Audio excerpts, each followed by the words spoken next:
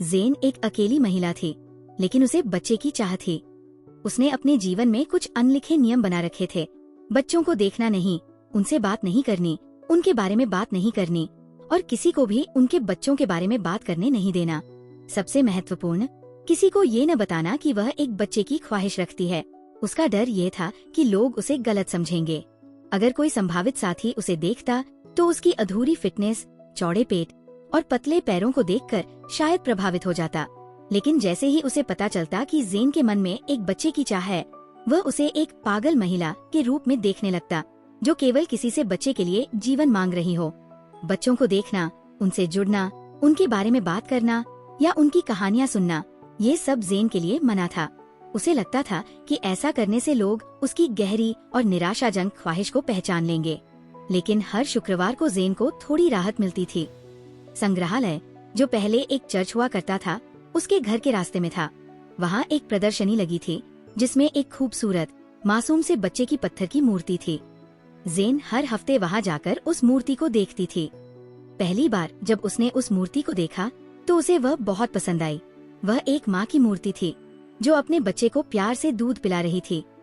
पत्थर से बनी वो मूर्ति इतनी जीवंत लगती थी कि ज़ेन उसे तुरंत पसंद करने लगी। लेकिन वह डरती थी कि अगर लोग उसे इस मूर्ति को देखते हुए देख लें तो वे उसका मजाक बनाएंगे। ज़ेन की ये अकेलापन और बच्चे की चाह उसे भीतर से तोड़ रही थी। ये उसकी जिंदगी के हर हिस्से में शामिल हो गया था। उसे लगता था कि जो लोग उसे देखते हैं वे उसे एक महिला मानते हैं, माँ नहीं। लोग शायद उसे उसकी स्थिति के लिए माफ कर देते थे, लेकिन वह माफी उसे और अधिक शर्मिंदा कर देती थी। ये हर किसी की नजर में दिखता था, सिर्फ उसकी अपनी नजर में नहीं। सिर्फ वो नहीं, वह दुबला-पतला और थोड़ा बदसूरत था और उससे एक ऐसे स्पोर्ट्स डिओड्रेंट की गंध आ रही थी जो पसीने की याद दिलाता है। उसने मूर्ति की ओर देखा, फिर ज़ेन की ओर और फिर वापस मूर्ति की ओर और अपनी भौहें सोचते हुए सिकोड़ ली। क्या ये मूर्ति तुम्हें परेशान कर रही है? उसने एक खुरदरी आवाज में पूछा, जो किसी बूढ़ी महिला जैसी लग रही थी जो कहती है कि धूम्रपान ही उसे जिंदा रख रहा है।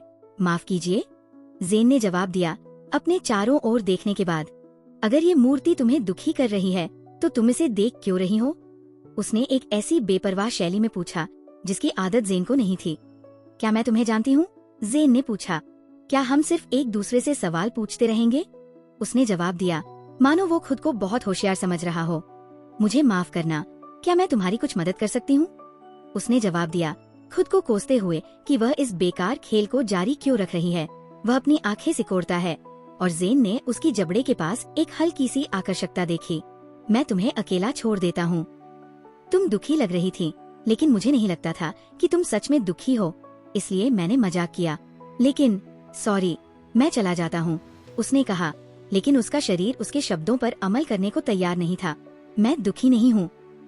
ये कला है, कला का काम ही हमें दुखी करना है, उसने कुछ ज्यादा ही रक्षात्मक स्वर में कहा। ज़ेन को खुद पर शर्म आई।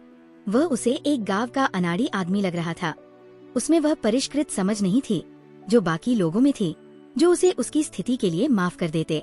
ये उसे याद दिला रहा था कि जब वह एक गंभीर किशोरी थी तब एक बच्चे ने उससे पूछा था कि उसका चेहरा सारे डॉट्स वाला क्यों है और कैसे उन बड़ों ने उस निर्दोष बच्चे को तो दिलासा दिया, लेकिन उसे नहीं। क्या ऐसा है? उसने ईमानदारी से पूछा। ये कला है, उसने आत्मविश्वास से दोहराया।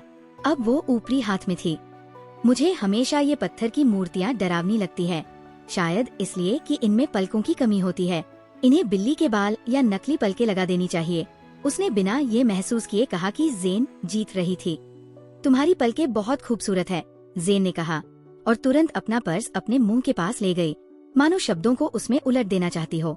ओह सॉरी, मेरा मतलब है लोगों की पलकें बहुत खूबसूरत होती है, तुम्हारी भी, लेकिन तुम समझती हो, सबकी। वह मुस्कुराया और ज़ेन एक पल के लिए उससे प्यार कर बैठी, जैसा कि वह इन दिनों हर पुरुष से कर बैठती थी। वे नकली हैं, उसने गर्व से अपने मजाक पर मुस्कुराते हुए कहा। तो ये तुम्हें दुखी क्यों कर रही है? ज़ेन ने कुछ पल सोचा। उसने सोचा कि वह भी एक मूर्ति बनना चाहती है, जम जाना चाहती है, आवाजहीन, दिलहीन और बिना बच्चे के, लेकिन फिर भी किसी दूसरी मूर्ति को पाल रही हो। वो उसे नफरत करने लगी। उसे लगा वह नग्न है। वह भाग जाना चाहती थी, लेकिन खुद को रोक कर खड़ी थी। क्योंकि मैं एक बच्चा चाहती हूँ और उसके पास एक है उसने ज्यादा कोमलता से कहा जितना वह चाहती थी। अच्छा, उसने सपाट स्वर में जवाब दिया। ज़ेन ने उसकी प्रतिक्रिया का इंतजार किया। वह सोच रही थी कि वह अपने पैर हिलाएगा, घड़ी देखेगा या फोन उठाएगा। उसे लगा कि वह अब इस बातचीत से खुद को निकालने की योजना बना रहा होगा। अगर तुम्हें ये बच्चा इतना अच्छा लगा तो तुम अगले कमरे में एक सैनिक के पास की घोड़े की मूर्ति देखो, वह बहुत बड़ी है। चलो मैं तुम्हें दिखाता हूँ, उसने कहा, और उसका चेहरा अब पहले से ज्यादा गर्मजोशी से मुस्कुरा रहा था। ज़ेन खड़ी हो गई और वे दोनों संगमरमर के घोड़े को देखने चले गए। अगर आपको ये कहानी पसंद आई हो तो हमारे चैनल को सब्सक्राइब करें और नई कहानियों के लिए जुड़े रहें।